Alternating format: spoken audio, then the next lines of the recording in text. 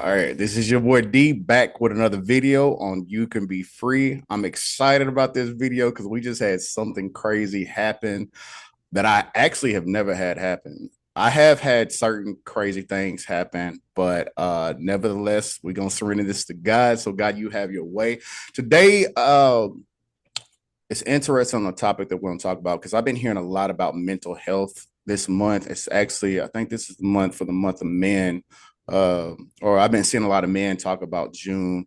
And so, yeah, I'm excited about this video. I know a little bit about this story, but as I say before, I always find out something new. So, my guest today is Pastor Jacqueline. She has a powerful testimony. And as I said before, I'm excited to hear because we was having some issues, but it is all good. It is well with my soul. Jacqueline, I'm just going to go ahead and pass it over to you. You can go ahead with your story and just share whatever parts of your story as far as the beginning that you feel led to. Well, thank you so much for, you know, having me here, speaking to me, and allowing me the space to share my story. I was born and raised in Queens, New York, in a first generation American family. So my both parents on both sides, I was raised by Sicilian immigrants, and very volatile family dynamic. It was also kind of an era in New York, if I'm being honest, of just like really bold parenting choices is what I'll call it. And we were also Catholic, but I say that with like quotations because we were really just culturally Catholic, like born into it because of our culture. We weren't like devout Christ following Catholics as some are. We did all our sacraments and through our parties and went to church on Easter, and I even went to Catholic school.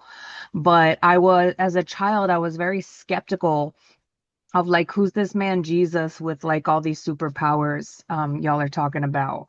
And at some point though, I guess the seed was planted because I did develop a very strong belief in prayer, even though I had a skepticism for Jesus the man and God in general, really. I had a lot of questions. I was a kid full of questions when it came to the subject of God and faith. And I really didn't, have an exemplary family in that sense. So it was a very toxic environment. My dad was an alcoholic. My parents fought all the time, but we didn't need or want for anything. We had, everything we could ever ask for. But it didn't take away from the very traumatic household that I grew up in and that my siblings grew up in. And I remember being scared that I was going to get beat for failing a test. And I prayed in the bathroom stall, crying my eyes out, still not sure about God and all of that, but I just was like, I have to pray. It's my only chance. And I prayed so hard at that time in the public school system because I just switched over to public school because my mom got in a fight with a nun at the Catholic school. And the public school, it was 65 for passing, which was not passing in my mother's book. But that's what I prayed to God for. If you would at least give me a 65 so I can just beg my mother for some sort of mercy in the beating. Maybe she'll beat me less because 65 is low, but it's passing. So maybe she'll give me some grace. And I got like almost a 90. It was the high 80s on that test. And I was like, whoa, like, can't nobody tell me that wasn't my prayer answered because I was sure I failed that test. So to have done that well on the test, I was like, whoa, this prayer thing works. And then I was on fire for like prayer. And I was just a praying child. And then cut to, my father developed lung cancer. And I was like, well, watch me just pray this way, and I just prayed, a little girl with a believing heart, that the prayer was gonna heal him, and he died. And so I was like, wow, I've just been getting lucky. This whole time I've just been getting lucky. The prayer wasn't nothing. I wasn't even praying to anybody. There's no God, there's no heaven. I'm not even mad at God. There is no God. And really that was the start to a really sad story for the rest of my like teenage years and young adult years. I battled severely with anxiety, depression, just really poor mental health. I was very mentally ill to the point where I thought I was disabled with mental illness. And because of the example that I followed in my parents' relationship, I too ended up in a volatile, toxic, unhealthy marriage. And when those things are normalized generationally, like that's really what it is. Like it's normal for you to be drag out fighting and making up, and it's just normal, you know? And at some point during that volatile relationship, I took a long weekend to Hawaii, and this was over a decade after I had said, "There's no God," you know, and I was just living very worldly. I was a DJ in Las Vegas. I would shoplift. I was, you know, drinking and smoking weed and doing all this stuff, just living worldly, you know. And I went to Hawaii and it was just so breathtakingly beautiful there that that's really all I can attribute it to is like just the beauty of God's creation really took my breath away and overwhelmed me. And I just felt spirit take over me and almost whisper to me, there's a heaven and I want to go. And I came back to, you know, the states of the mainland, and I started attending a Calvary Chapel church. And even that was a God thing because Calvary Chapel, it's a non-denominational church, but their mission is to go through the Bible verse by verse, not necessarily book to book in order, but verse by verse, and they will not just check off each verse, they're going contextual. They're teaching you everything that goes along with it. They're referring to other scriptures throughout the Bible that relate to this one and align with this one. And through that style of teaching, I didn't only learn more about the Bible, but it also helped clear up any and all questions that I had about Jesus the man and how and why he is God and how he fulfilled all the prophecies.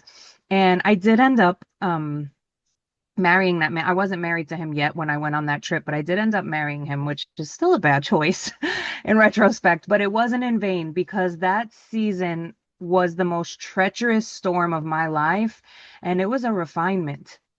It refined me. I have grown so much in wisdom and knowledge of just even about myself, about others. I learned so much. I also accidentally became viral on the internet because he ended up going to prison and I was being known as the praying prisoner's wife on Instagram and YouTube. And I ended up starting this ministry without walls, without even trying. I wasn't even like, I'm going to start a ministry. My name on IG was Fragrant Faith, and it just became a ministry like on its own, and it just blew up, and people from Islam were coming to Christ, and it was just for, you know, women with incarcerated loved ones, and we were just praying and coming together and having Instagram lives, and I was sharing my story on the vlogs and YouTube, and you know, it was community, but most importantly that the kingdom expanded through it, you know what I mean? And finally, and that whole time I'm still suffering with my mental illness, right? But I'm learning about Christ, and um I found an organization called Celebrate Recovery, which is very therapeutic in and of itself. It's not therapy, but it is, you know, therapeutic, and it's Christ-centered. And then I coupled that with actual therapy, and also my walk with Christ. So I'm doing all these three things. I'm just really determined to recover from all my trauma, all my hurt, all my pain, all my habits, and just be a better person, a healed person, and move forward without all this brokenness. And really it was the pain. Pain was dragging me down, loneliness, codependency, it was all dragging me down. I realized codependency was how I ended up in the situation anyway, how I ended up in such a terrible toxic marriage and felt like I needed to stay. That was all codependency. So yes, I was a victim, but breaking free of codependency makes sure that doesn't happen to me again. And so all in all, you know, the Celebrate Recovery circles, my own walk with Christ, community and small groups and Bible studies, and obviously during that time I was also baptized, And therapy, I became a whole healed, like it's a miracle. The person who's sitting here talking to you today was a whole hot mess 10 years ago. And not that pieces of me aren't a hot mess, right? We're all works in progress, but I was down bad with my mental illness. I was pretty much disabled. Like I couldn't hold down a job. I couldn't get out of bed. I mean, the anxiety attacks were crippling. And I had just accepted that this was my diagnosis. And as unfortunate as it was, these were the cards I was dealt, and I'm going to have to live this way for the rest of my life. I'm just going to have to learn how to cope with it. And that wasn't true for me. I had overcome that by the glory of God through these outlets of therapy, Celebrate Recovery, getting in the Word, small group studies, building community. I had overcome in such a miraculous way that put me on fire for that mental health space of Christianity, because you can have Jesus and a therapist. And so as I progressed in ministry, and I was given opportunity to lead in ministry, then I was ordained as a pastor and then a chaplain, which is Christian crisis and trauma counseling. Then I just pursued education in the mental health space. I have a lot of certifications under my belt in addition to the chaplaincy. And then I'm also a foster parent, which continuing the education, now I get it for free by the grace of God, because it's required as a foster parent to be trauma informed. So I have several hours of continuing trauma education done annually through my foster parenting license. So I just became so well trauma informed and ordained, and it became a mental health ministry. And I became like the mental health pastor, like a mental wellness pastor. And that's really what I do now, is create a space for taking away the stigma and the taboo of taking care of yourself through counseling and other ways. Because it's really mental illness in general is pretty stigmatized and seen as like a lack of faith, and that's really just not it. So I go around and I raise awareness to how Jesus is a prime example throughout all the gospels of how to put your mental and spiritual wellness first, and to set boundaries and to take care of yourself before taking care of others. There's also many other biblical heroes who absolutely, undoubtedly struggled with mental wellness, depression, this, that, and the third, and overcame, and God used them. So it's not a faith matter. It's not a heart matter. Proverbs tells us to seek counsel over and over and over. You know, iron sharpens iron. Those who take advice are wise. If you don't listen, you're a fool. You know, it's all throughout the Proverbs, and that's what I do now. And also through my ministry, I offer the counseling at no cost. It is a nonprofit 501c3 ministry organization, and that has become my mission. And it is on my heart to provide those services at no cost. So that's me in a nutshell, and that's how I got to where I am today and doing what I do. And I really feel like my cup is full every time I tell this story or counsel someone through a similar situation, because mental illness really is taking people out. And it feels good to know that I can use the word through my counseling to encourage people that they too can recover. Man, I love what you do, just straight up. So before I get into the questions, I gotta recap some stuff that you said. But I love what you do, because I was just talking to somebody at work, right? And we were talking about how, you know, well, first off, they want me to be a pastor. They think, they think that's the call of God that is over my life. But it was a trip is the fact that what I told them, because me and you have similar ministries. Mhm. What I'm doing in this season of my life is more mentorship, like one-on-one and stuff like that, because people can go to church depressed sometimes, and they can leave the church depressed, because you can feel good, going to church, and it's great going to church and stuff like that. You can feel good, but then oftentimes a lot of people that are dealing with mental issues, it lasts for just a couple of days, and then come Wednesday they're back dealing with what they were dealing with. And so in this season of my life, like, I love to just walk this out with people, through mentorship, discipleship. And you can call that counseling too as well, because people are dealing with stuff that they're not talking about. Even myself, like, people would have thought, or honestly, it's not what they thought. It's just the things that I was dealing with in my life.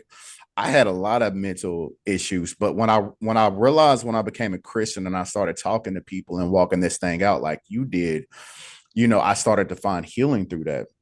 You had also said you were determined in your story. You said you was doing Celebrate Recovery. You were saying you had Jesus, you had the Word, and you had counseling. And that's where I see people find true freedom, is when they get determined, because a lot of Yes. times people just can go to church and then they don't like it and then they just give up, or they'll, try just one thing and then they give up. And so it was something else that you said that I loved about your story. Oh, you had mentioned how when you were going through a situation with your husband and it was hard and stuff like that, but it wasn't in vain. Something I've realized about my life and other Christians' life, yours, other people who've come on this channel, I got saved in 2013. Everything that happened in my life since then, it has never been in vain. It has worked for my good in some type of way. It don't mean it didn't hurt. It doesn't mean that, it was just like a good thing. It was a bad thing, but God either changed me through the situation, or he took something about that situation and made something good come out of it. Because the thing that had you, like, now you have it. Not only that, you're helping other people. So I want to talk about the therapy, and what was that like what has life been like you as a Christian since you have started therapy, and what tools have you learned that can help other people?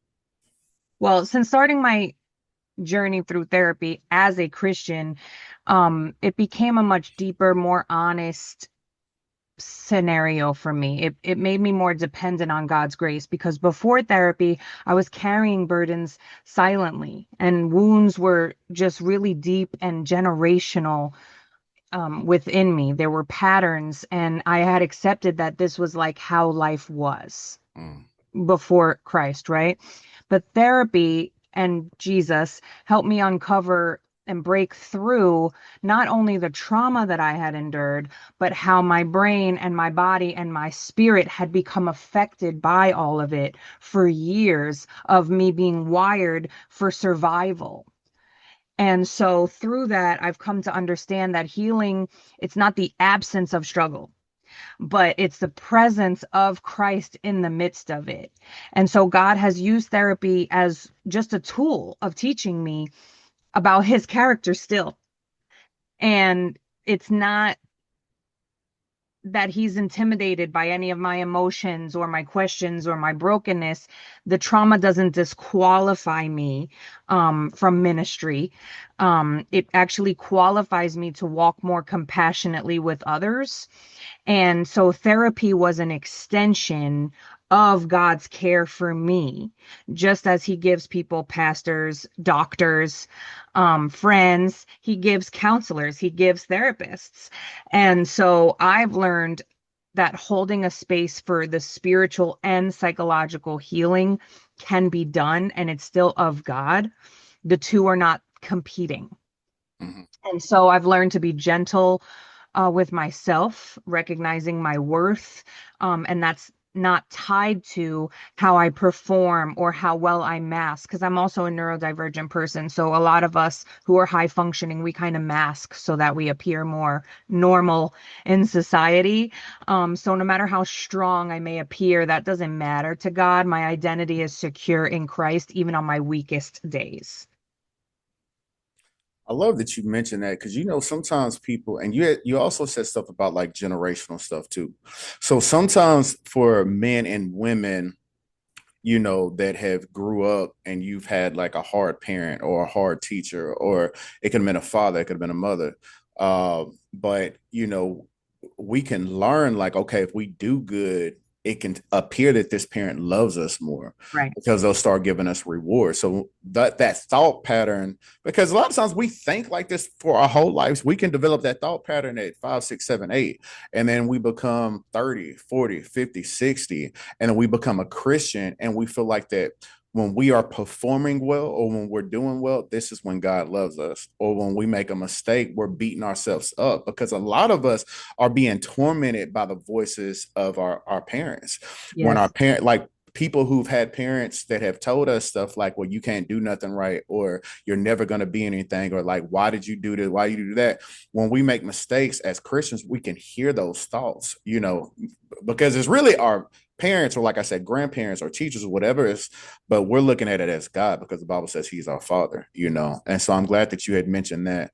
But it's like you said, though, like God's love, I love how the Bible talks about Jesus died for us as sinners. He was on the cross knowing that we was going to make mistakes. He still chose us despite up. And that's what a lot of men that I disciple, they'll tell me about mistakes they've made and how they're dealing with condemnation and stuff like that. And I'm like, one thing you got to know, that God knew you was going to make this mistake before you make that mistake, but he still chose you, because it's one thing to deal with conviction, but it's another thing to deal with condemnation. They're two different Correct. things.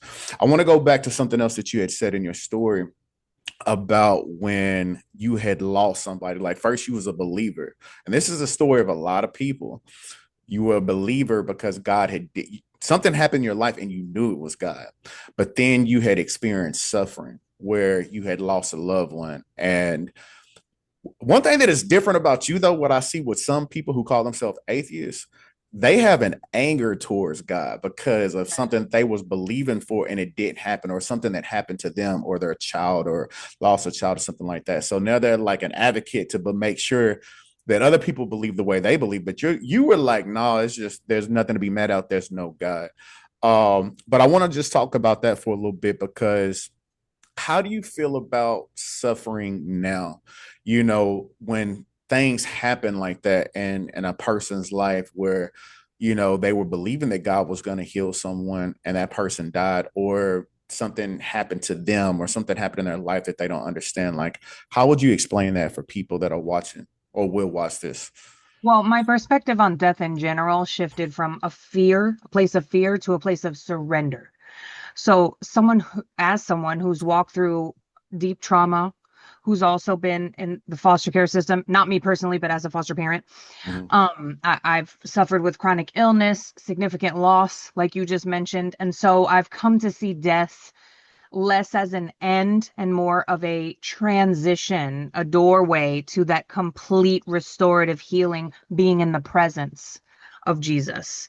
And then suffering, um, though it's so difficult and so challenging, like I don't want to make light of it. It's terrible. It's hard. It's Mhm. painful, but it becomes a place where God reveals his nearness to me the most. Um, he allows suffering not because he enjoys our pain, but because the suffering refines us, like I mentioned.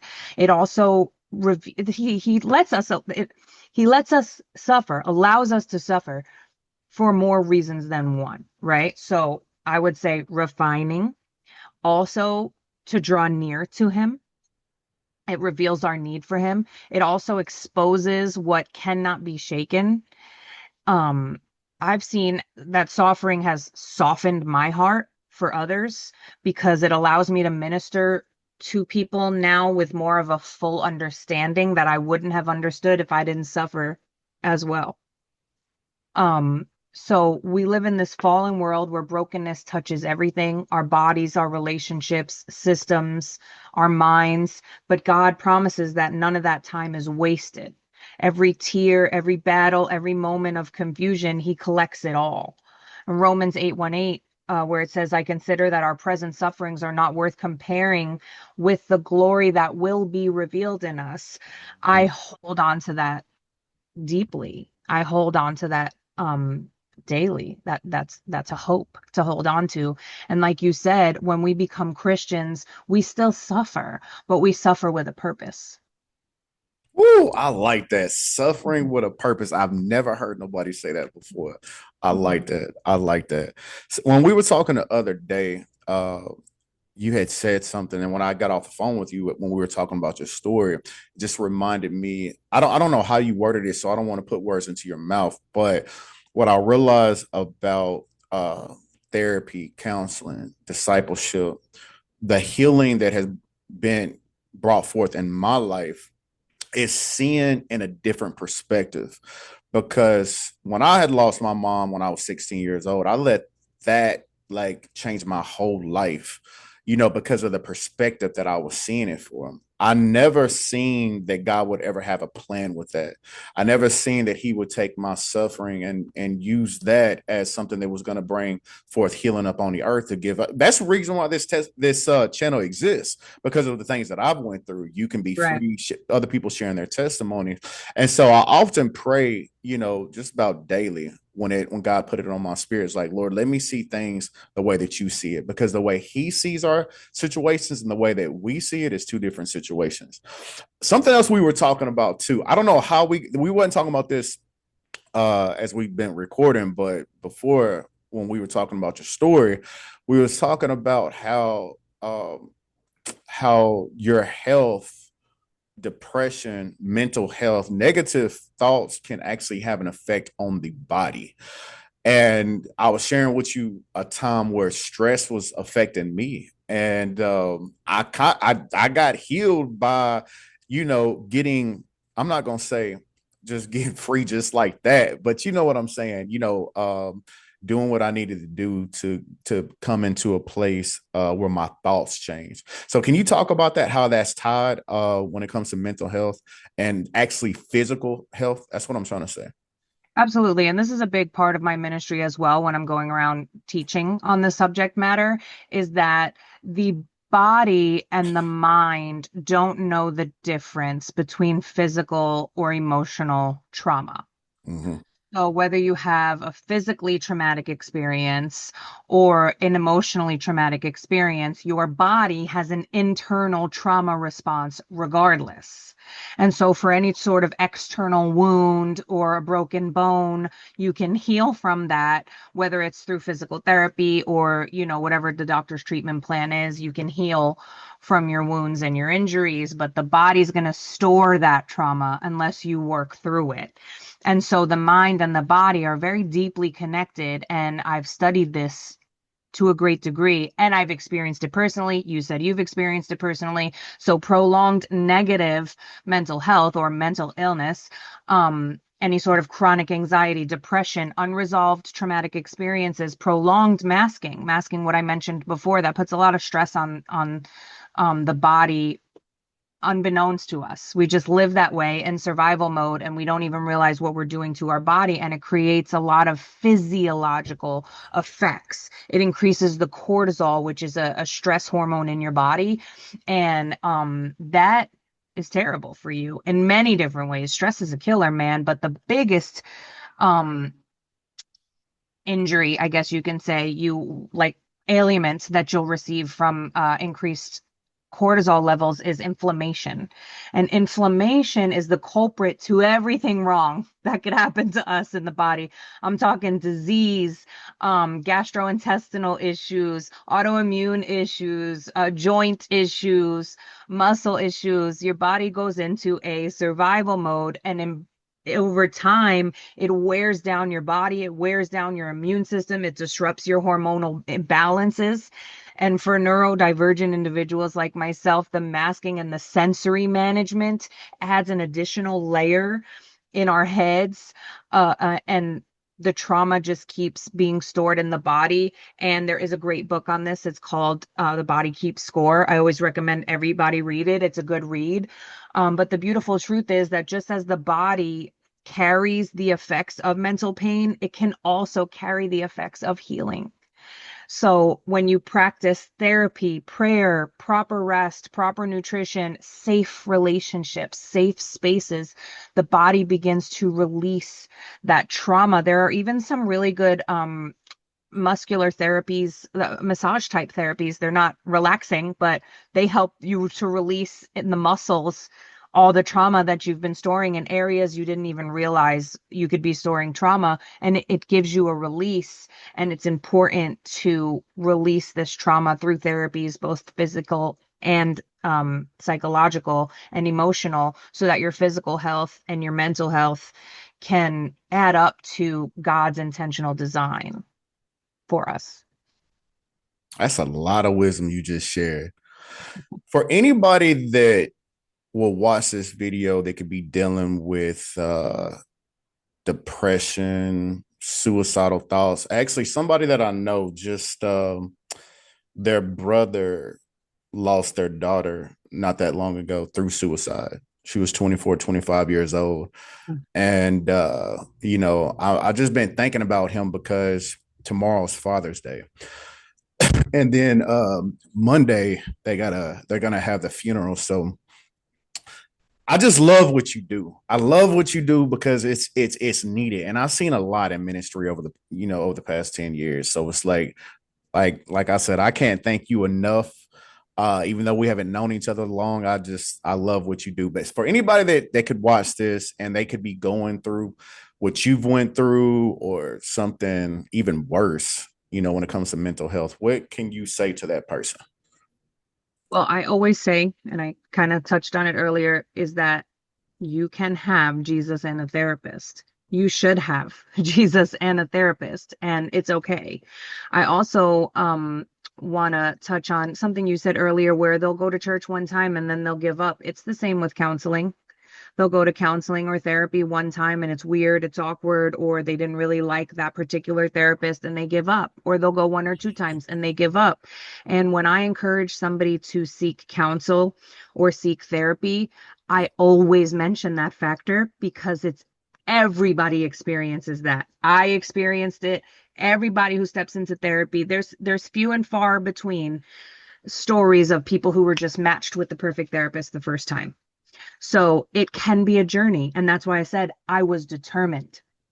I was determined. I had to switch therapists a couple of times. There's some therapists that it's just a venting session. If that works for you, great. I needed tools. I needed somebody to give me perspective. I needed somebody to give me a different insight. And how about if you look at it like this? Or what about this? That's what I needed. Celebrate Recovery was a good venting space because there is healing and release in the venting space, but there's also work that needs to be done. And that's where the therapist and the counselor comes in. They give you work to do.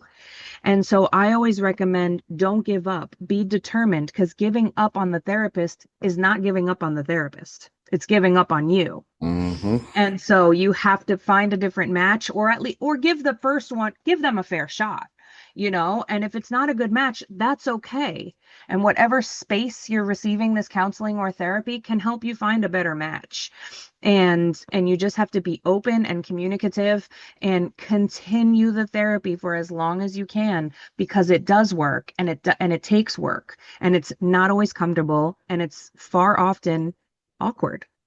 And that's how the work gets done, just like physical therapy. It's uncomfortable, it's challenging, and then all of a sudden you can move that arm, or you can move that leg, or you can walk again. You know what I mean? But it's not easy from the beginning. So never give up. For those that may want to get in touch with you for therapy or just want to support your ministry, like how can, because you're here in Florida with us, right? Or Yes, and the therapy is available virtual. okay. So it's available anywhere, counseling rather. And it's right now we're on Facebook. We're in our very humble beginnings. It is a federal official 501c3 nonprofit organization ministry. But you can find us at Facebook under Fragrant Faith Ministries. Now I know you're a busy woman. You're doing a lot of speaking and stuff like that. If somebody wanted you to come to their church and speak, could they find you that way as well? Would you prefer a different Absolutely. way? They can message the ministry directly on Facebook. Also, my phone number is available there, or my email address as well, which would be the easiest way. And that's Pastor Jaclyn, which is JACLYN at fragrantfaith.org. And I would be more than happy. It is a calling on my heart and a mission that was assigned to me to do the educational presentation and sermon that I do from platform to platform here in the Tampa Bay. I've even offered them as webinars, and we've gotten off the church platform too. I don't need to be on a platform. I've done webinars, I've done workspaces. I do it all. It's a message that everybody needs to hear, and it's very educational and thorough and detailed, and I would be happy to do it anywhere. Well, I appreciate you. Like I said, I love what you do. Like this hits home for me. And something I want to let people know, for people that will watch this and see this. When it comes to therapy, I had a friend tell me a couple of years ago that they were going through therapy, and when they would get to a point of their story, a hard part of their story, I don't want to talk about it too much, but they would have a relapse. And sometimes relapses, when you're dealing with childhood trauma, that is a part of your recovery. But like Jacqueline said, do not give up, because it is hard. Just like if somebody was doing physical therapy, when you're trying to walk again, that's going to hurt. So sometimes therapy does hurt, but as she said before, don't give up. And so I'm going to close with that and close this video as I always do. No matter what you're dealing with, whether if it's depression, if it's suicidal thoughts, if it's addiction, just know that you can be free, because who the Son has set free is free indeed. I love Amen. y'all, and we are out.